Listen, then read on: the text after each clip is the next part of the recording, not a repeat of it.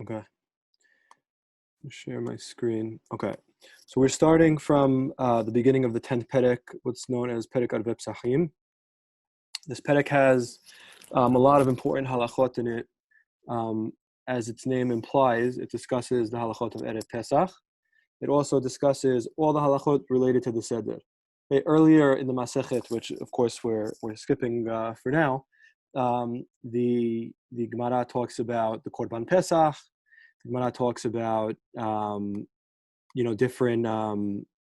different details of the laws of Masa, but in this Perek, the Gemara deals specifically with the laws of the Seder.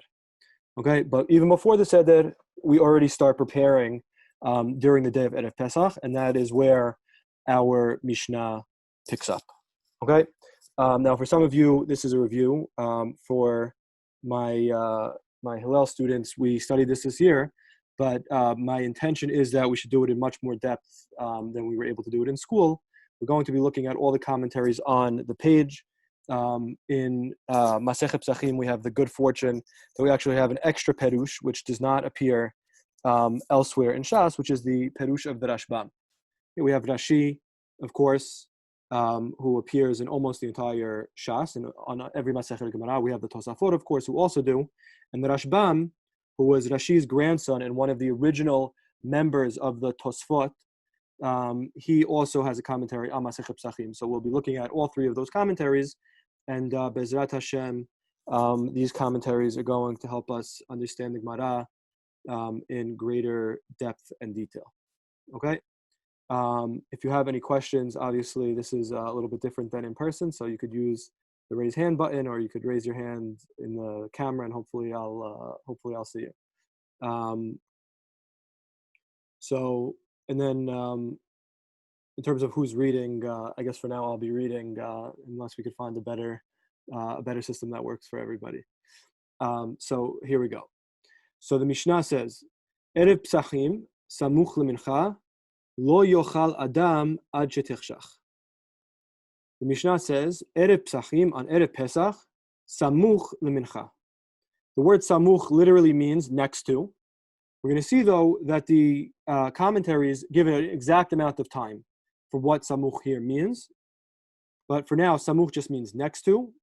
Lo yochal adam ad shetechshach. From close to the time that mincha begins, a person is not allowed to eat until it gets dark, until it's night. Okay, we'll see why in a moment. The Mishnah continues, Afilu anisha b'Yisrael. Even the poorest people in the Jewish nation, lo yochal ad sheyesev, should not eat unless they are leaning.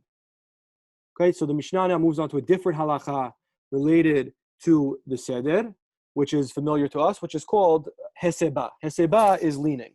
Right, we all know that the rituals that we do, the mitzvot that we do at the Seder, we do it leaning, right? We drink the 4 cups of wine leaning, we eat the masa leaning, the Rambam actually says that you should eat the entire meal leaning.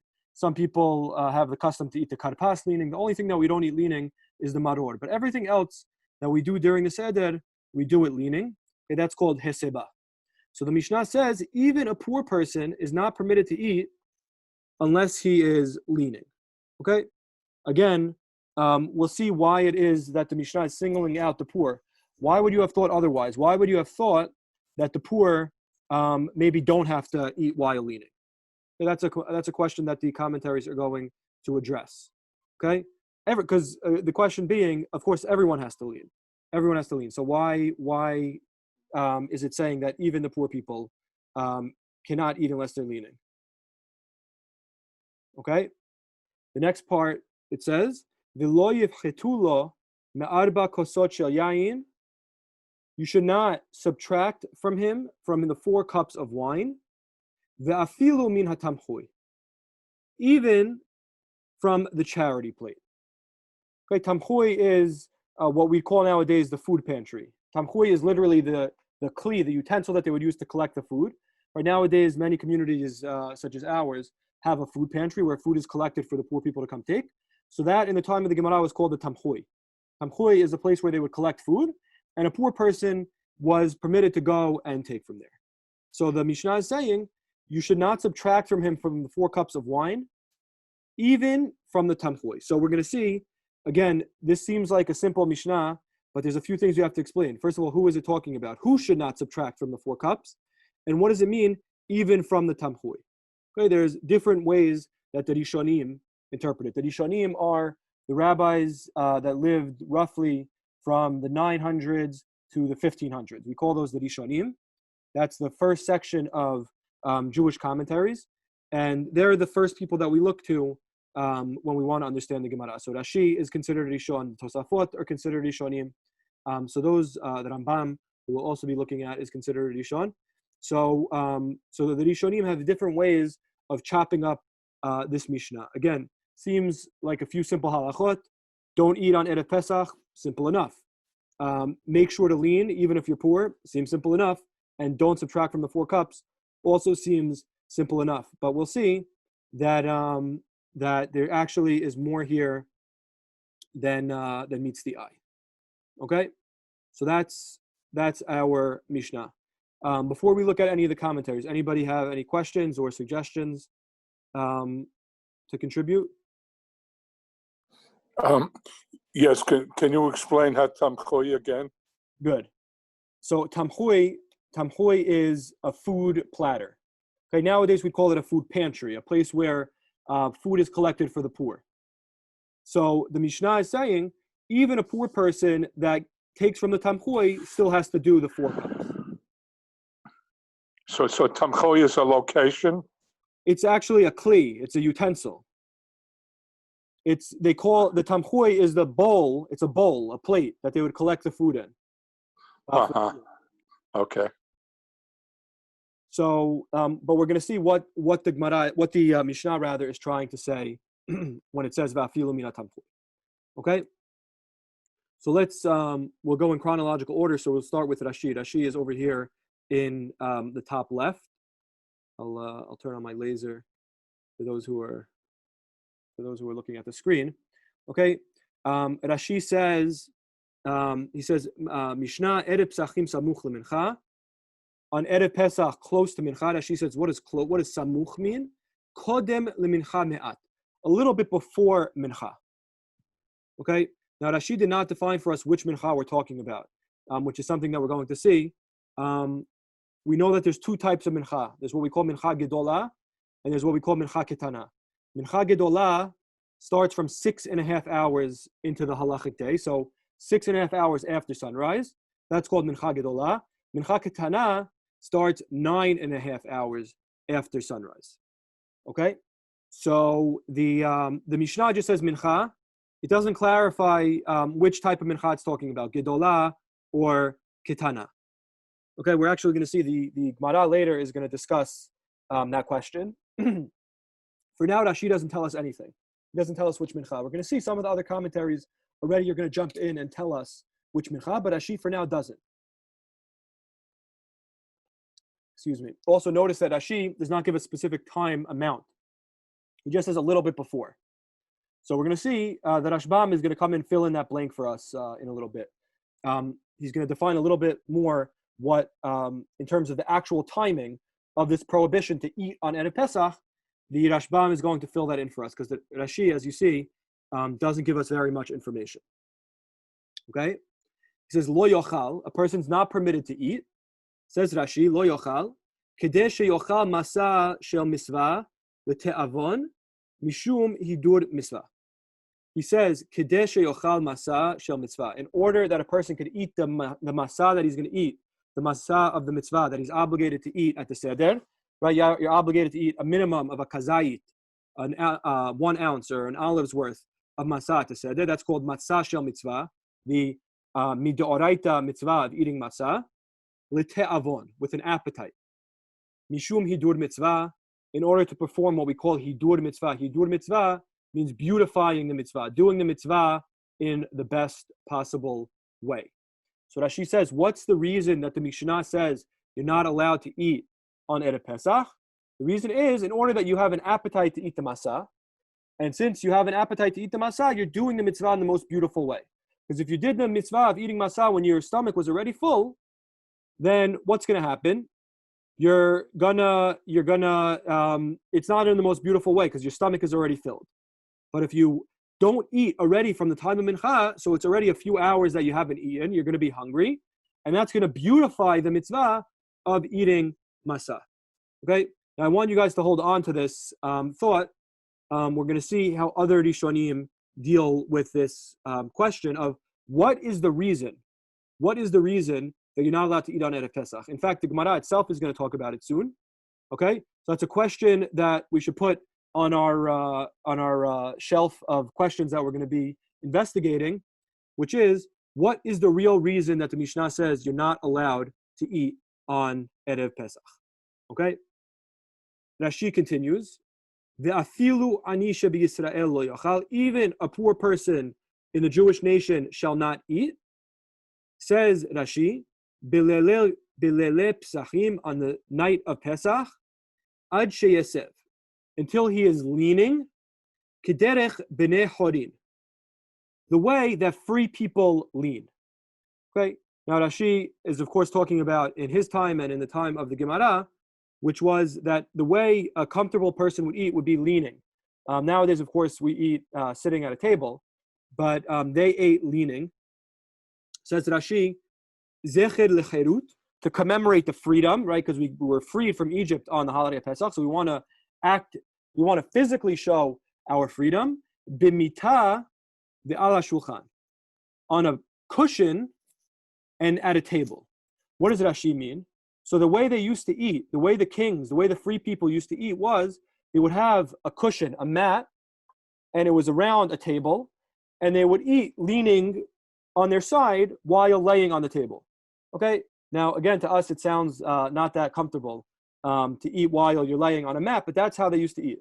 In fact, one time in the Tanakh that you could see this happen is in Megillat Esther.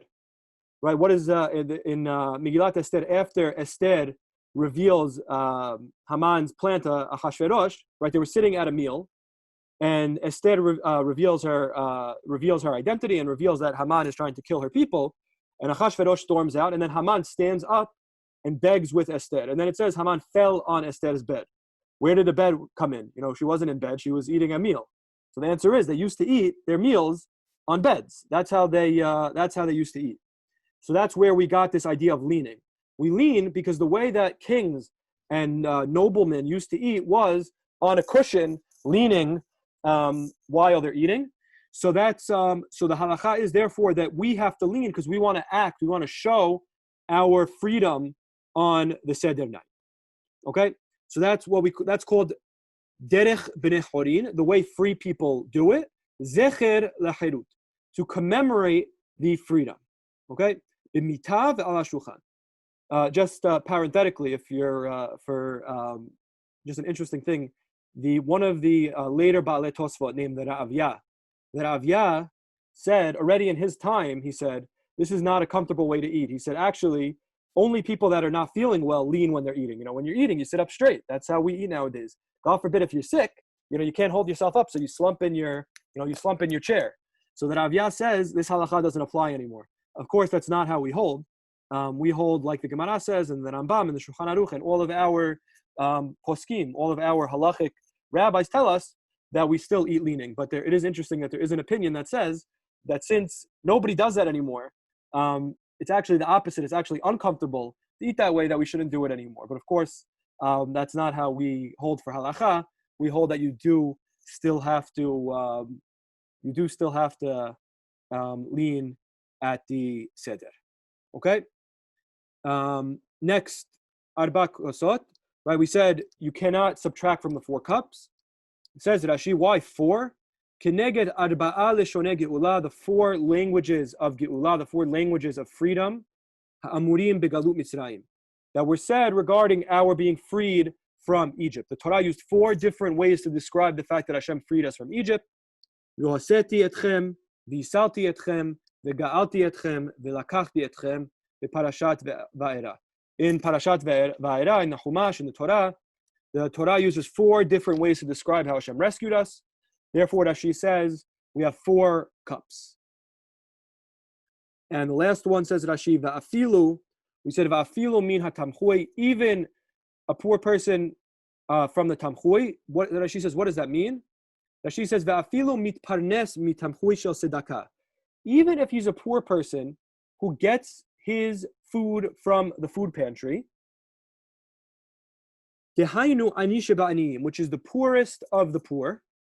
Ditanan, the Masechet Pe'ah, as it's taught in the Mishnah in Masechet Pe'ah, mi sheyesh lo mazon sheteh seudot lo yitol min hatamchui. Anybody that has enough food for 2 meals is not allowed to take from the tamchui, from the food pantry. So Rashi says, what's the halachic definition of a poor person that takes from the tamchui? It's somebody who doesn't even have enough money in his bank. He doesn't have enough food in his fridge for his next 2 meals. If he has enough food in his fridge for the next 2 meals, he's considered too rich to take from the food pantry. You see thank God we live in a time where food is plenty. But could you imagine somebody that has enough food for his next 2 meals is considered too rich to take from the food pantry? Okay, mashallah, we have hundreds of, or maybe even thousands of meals stored in our closets and in our refrigerators. But in the time of the Gemara, that's what was considered somebody that could take from the food pantry, is if he only had food for the next 2 meals. If he had more than that, he's not allowed to take from the food pantry. So Rashi says, even somebody who's that poor still has to drink the 4 cups. So this is one way to interpret this line of the Mishnah, this bottom line. He should not subtract from the 4 cups of wine. Even if he's so poor that he gets his food from the food pantry, which means he doesn't even have enough for his next 2 meals, he's still obligated to drink 4 cups of wine at the seder, right? You might have thought somebody that doesn't have enough food for his next 2 meals, maybe he shouldn't be wasting his money on 4 cups of wine. Comes the Mishnah and tells us, no.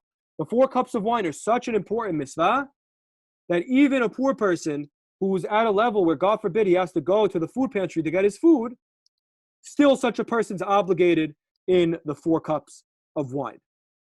Okay, that's one way to interpret that line of the Mishnah. We're going to see that there's other ways to interpret it, but this so far has been the interpretations of Rashi on our Mishnah. So far, so good? Any questions, comments, concerns? We're good? Okay. So now let's move on to the Rashbam. As I said before, the Rashbam was Rashi's grandson. And just an interesting thing, the Rashbam, in his commentary on the Gemara, the Rashbam is similar to Rashi, but the Rashbam actually argued with Rashi, his grandfather, a lot. The Rashbam wrote a commentary on the Chumash also, where he argues on Rashi. Basically, Rashi wrote his commentary on the Torah, and Rashi said, I'm going to explain the Peshat of the Torah. I'm going to give the simple explanation. But the Rashbam, his grandson, said, Grandpa, I'm reading your commentary, and you didn't explain the Peshat. You many times bring dirashot, you bring explanations from the rabbis. You don't explain just the simple explanation. So the Rashbam wrote his own commentary explaining what he thought was the Peshat of the Pesukim. So the Rashbam is, of course, a brilliant and special Talmid Chacham, being one of the first Baalei Tosfot, one of the first members of the group of rabbis that we call the Tosafot, and also he was Rashi's grandson.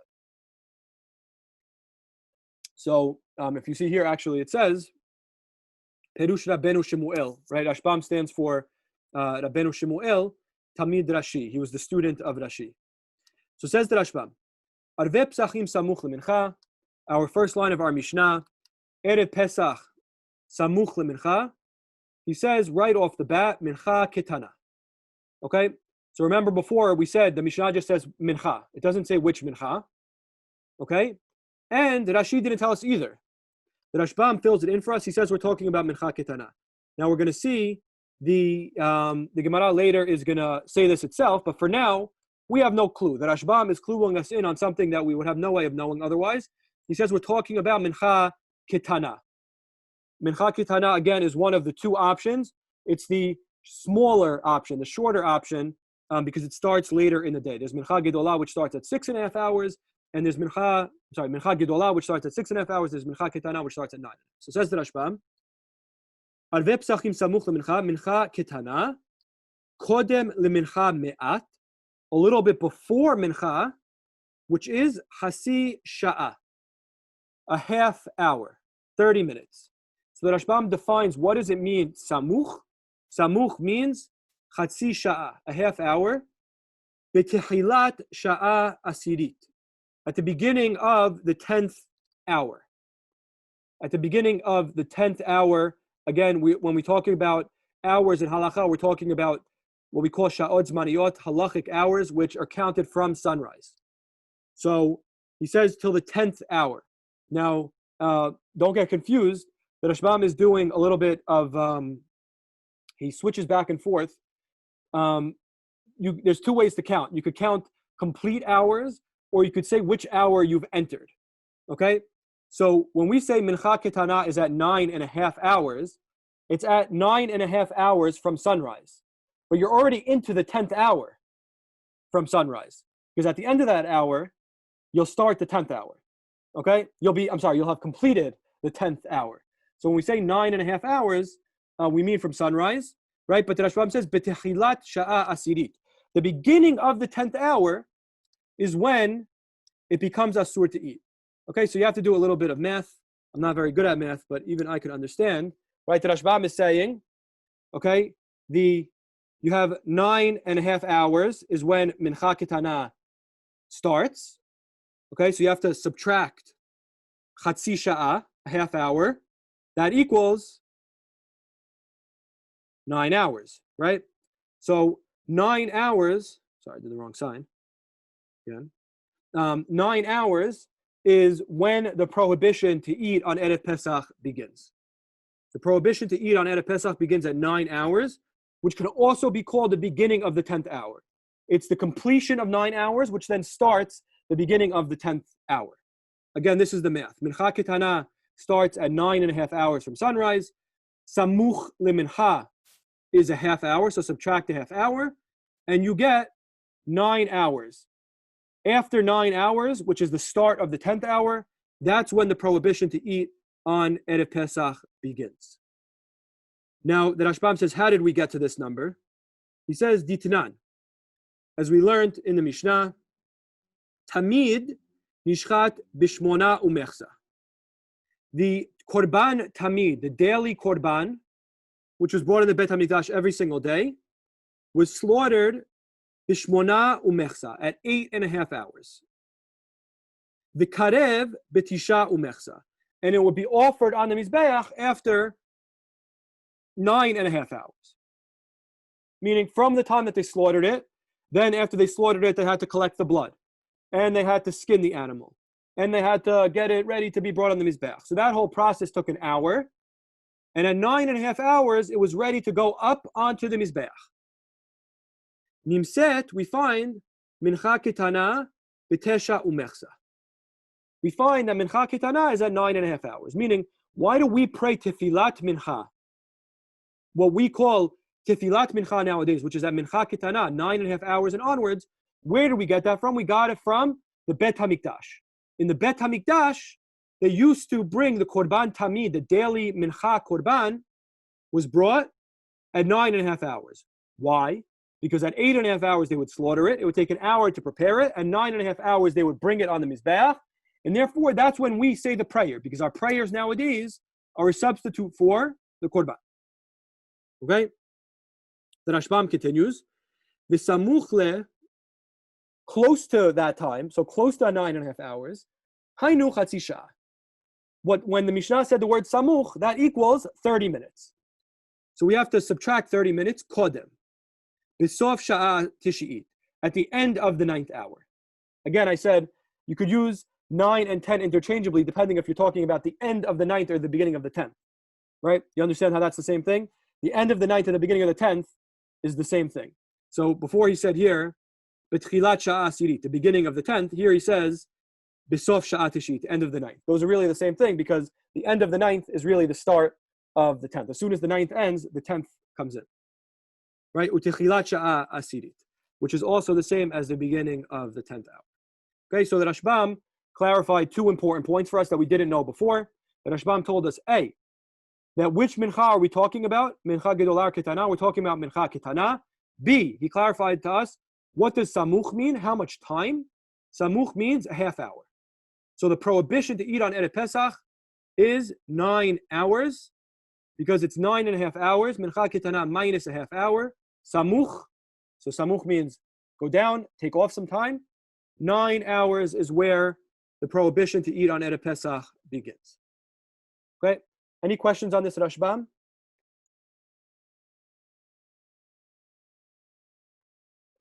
We're good? Okay.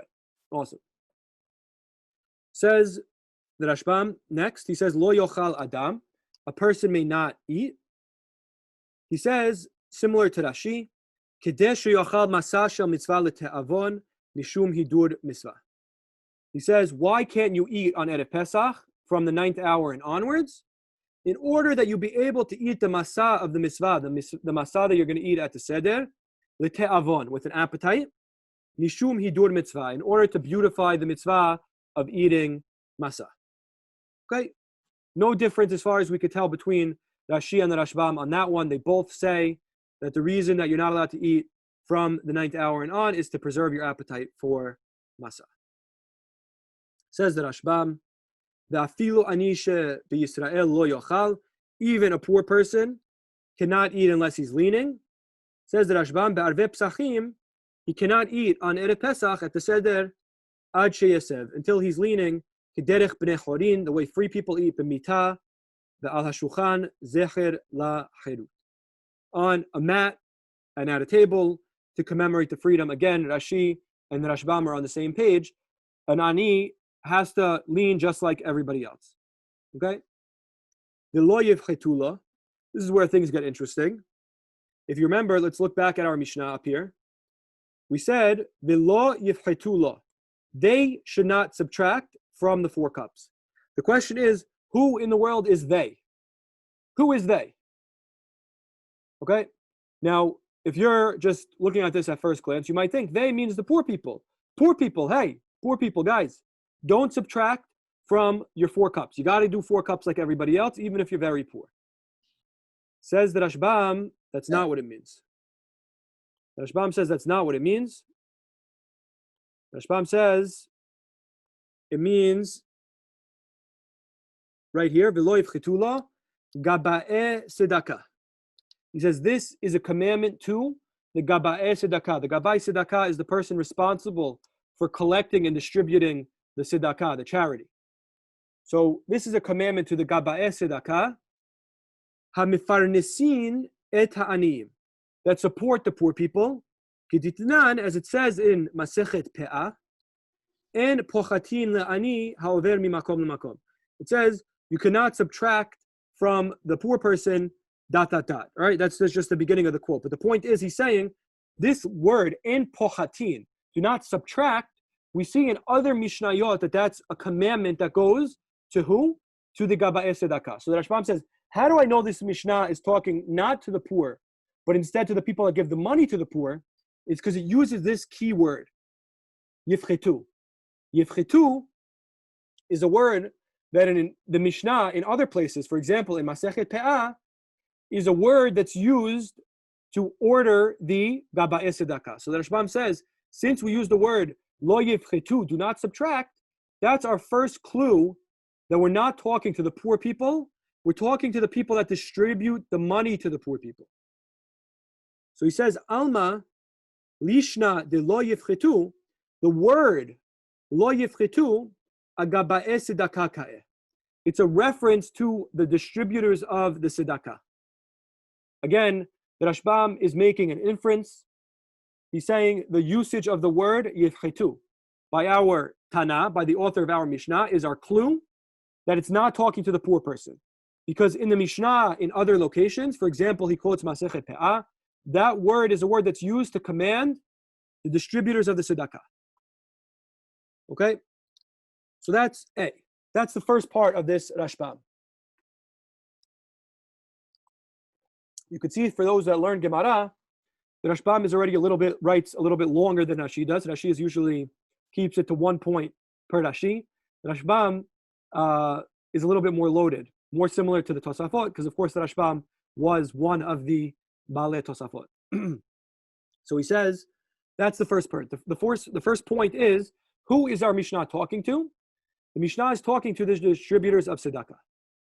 Now the Rashbam moves on to his second point. You see where I am with my laser. V'hu hadin nameh.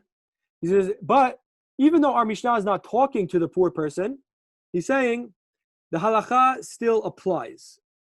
He says, V'hu hadin nameh, the halacha is still the same. Im lo yitnu lo. Let's say they don't give it to him. Let's say the Gabbai Tzedakah ignore our Mishnah. And they say, I don't care. The Mishnah says give him 4 cups. That's too much. We're not giving him 4 cups. So let's say the Gabbai, or they say we don't have it. The food pantry didn't collect enough money this year. We can't give him 4 cups. What happens?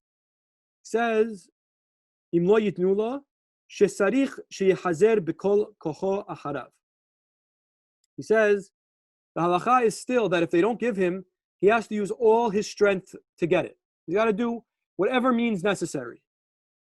As we'll see, he'll give examples.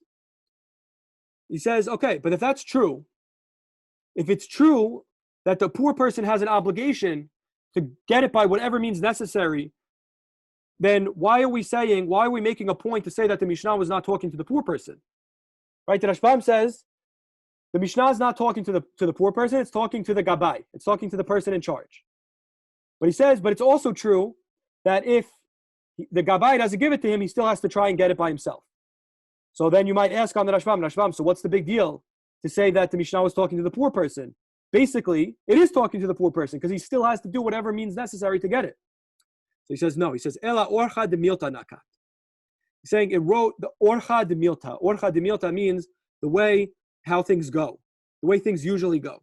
He's saying orcha de milta nakat. It wrote it in the way that things usually go. Why? Sheregilin liten lo arba kosot. Because they usually give 4 cups, meaning the Gabbai Tzedakah, the people in charge of Tzedakah, usually give food for the holiday. So since that's what usually happens, we're telling him when you give him food for the holiday, give him the 4 cups. But it doesn't mean that the poor person has no obligation on his own. And let's say the guy didn't come through for him that year. The Gabbai did not come through for him that year, that, now he doesn't have to do it. It's not true. He still has to do it. So then why did it say Gabbai Tzedakah?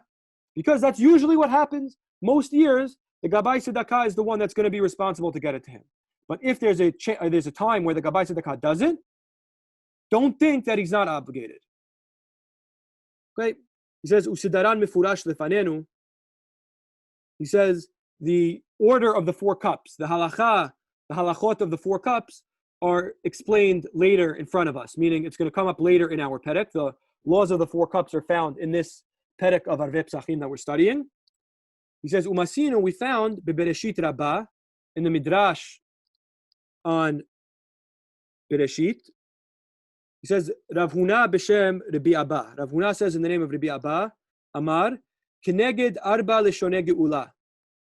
He says, parallel to the 4 languages of Geula, of freedom, just like Rashi said, Ha'amurim begalu Mitzrayim, that are said regarding our being freed from Egypt, V'oseti, v'ga'alti, v'lakachti, v'hisalti, Parashat Va'era. He says the same thing.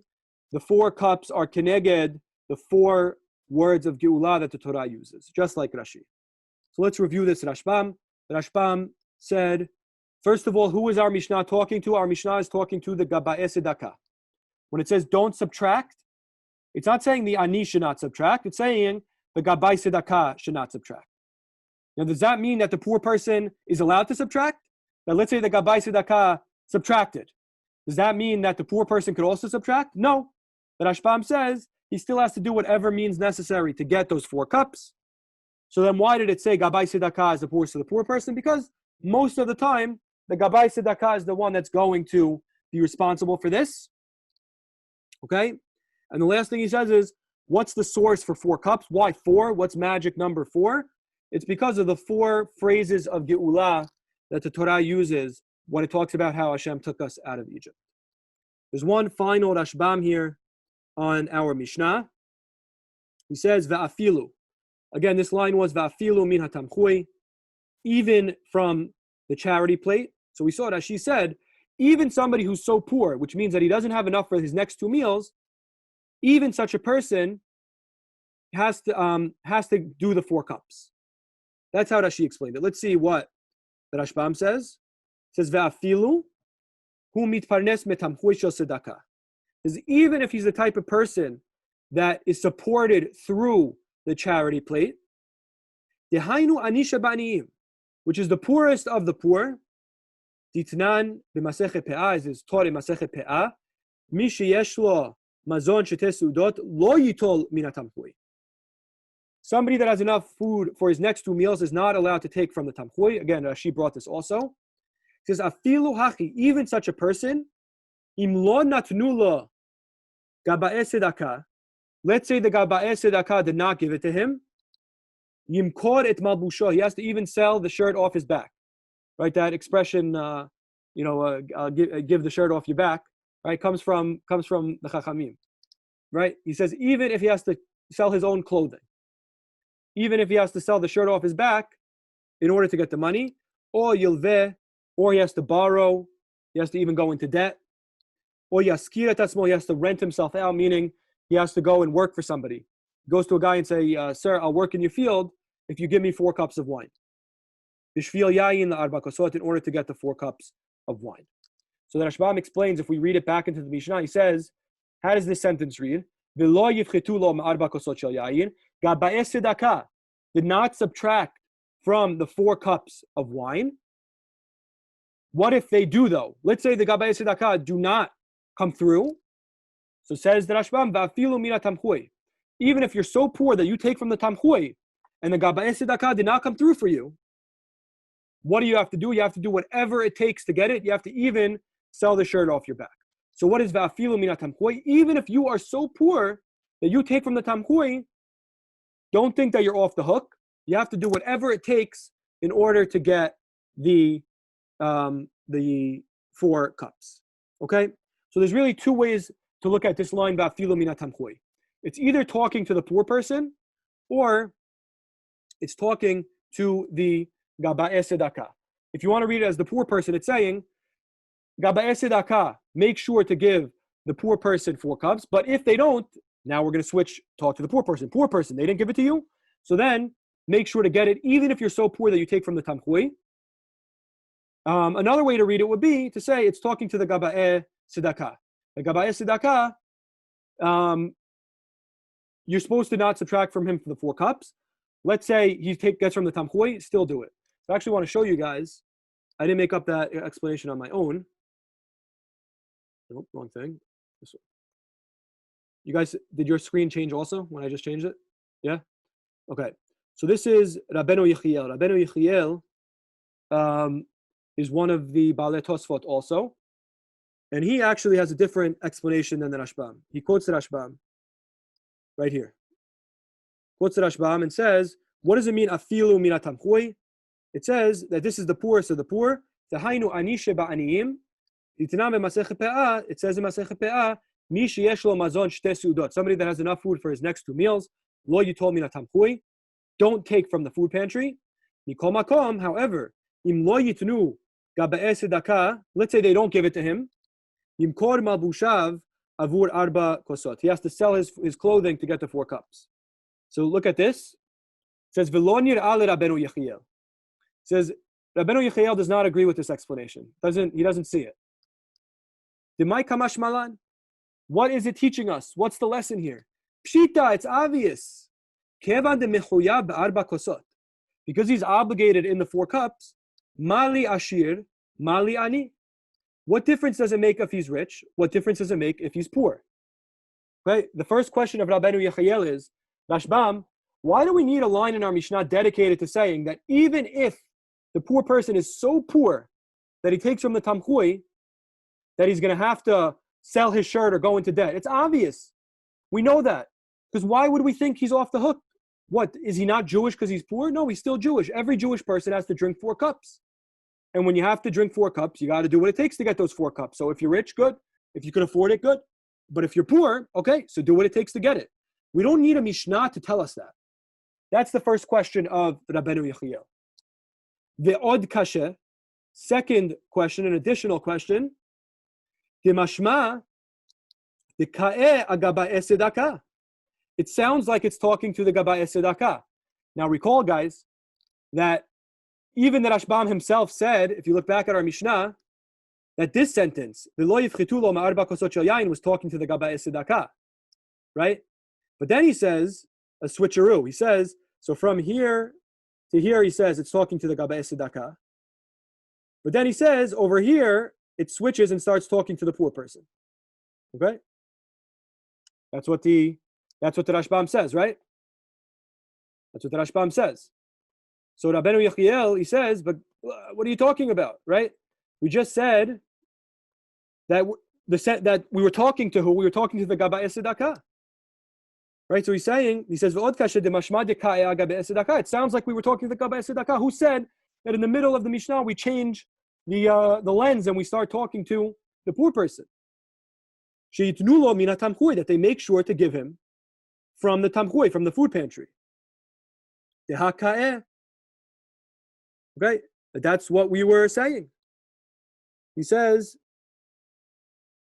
I'm sorry, because that's what we were saying. When we said lo yifchitu, don't subtract, we said who was that referring to? Who did we say don't subtract?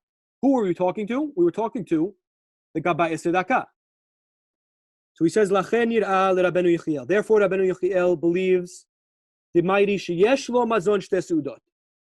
the Mishnah is talking about a poor person who does have enough money for 2 meals, right? And we said such a person that has enough money for 2 meals, is he eligible or ineligible for tamchui money? We said he's ineligible. He has too much. Only somebody that has less than 2 meals gets from the tamchui, but somebody that has more than 2 meals doesn't get from the tamchui. So Rabbeinu Yechiel says our Mishnah is talking about a guy who has enough for 2 meals, but he's still poor. The Amnidan in our Mishnah is telling us, the Mishnah told us in Pe'ah, you told me not tamchui. Somebody that has enough food for 2 meals is not allowed to take from the tamchui. Ve'im lo b'shvil arba kosot lo haya nizkak likach min tamchui. And if it were not for the fact that for the expense of the 4 cups, he wouldn't need the tamchui because he has enough for 2 meals. This guy has enough for 2 meals, but now that he also has the expense of the 4 cups, now he's in the red. Ubishvil arba kosot ka'amar sheitnu lo Gabbai Tzedakah afilu min tamchui. He's saying, what does it mean, afilu min tamchui? He's saying, it's talking about a guy that has enough food for next 2 meals, which would make him ineligible for the tamchui, but for the additional expense of the 4 cups, that he doesn't have enough. So the Mishnah is teaching us, we can make an exception. For that person, afilu min tamchui. You can even use tamchui money, even though this guy is ineligible because he has enough food for 2 meals. Still, afilu min tamchui, you're even allowed to dip into tamchui money to help this guy get 4 cups, even though technically this guy is ineligible for tamchui money. That is how Rabbeinu Yechiel explains the Mishnah. Okay, so 2 ways to explain this last line, va'afilu min tamchui. We have the Rashbam who says, the first part is saying, Gabbai Tzedakah, don't subtract from him from the 4 cups of wine. Poor person, if they do, then you got to do whatever it takes, even if you're a tamchui type of guy. You got to do what it takes. Sell your shirt, sell yourself, go to work, do whatever you have to do. Rabbeinu Yechiel says, though, what do you mean, Rashbam? The whole time we were talking to the Gabbai Tzedakah. And also, we don't need a Mishnah to teach us that the poor person's obligated to sell his shirt. We know that. He's not exempt for being poor. Where do we see that a poor person's exempt from a mitzvah in the Torah? Or, this happens to be a Derabanan, but from any mitzvah. So, says Rabbeinu Yechiel, both sentences are talking to the Gabbai Tzedakah. V'lo yifchitu lo me'arba kosot shel yain is talking to the Gabbai Tzedakah. Gabbai Tzedakah, don't subtract from him from the 4 cups. And the afilu min tamchui is also talking to the Gabbai Tzedakah. What does that mean? It means even if you have to dip into tamchui money to get this guy his 4 cups, and even if he's a guy who wouldn't have been eligible for the tamchui because he has enough for 2 meals, but he just can't afford this additional expense of the 4 cups, afilu min tamchui. You could even dip into the tamchui to get him the 4 cups. So that's the machloket between the Rashbam and Rabbeinu Yechiel. The Rashbam says afilu min tamchui is talking to the poor person. Rabbeinu Yechiel says it's talking to the Gabbai Tzedakah. Okay. With that, we conclude. I thank you all for being here. I hope this was a good start, and I hope for those that have already learned this Mishnah that we had some new insights and new features. Great job.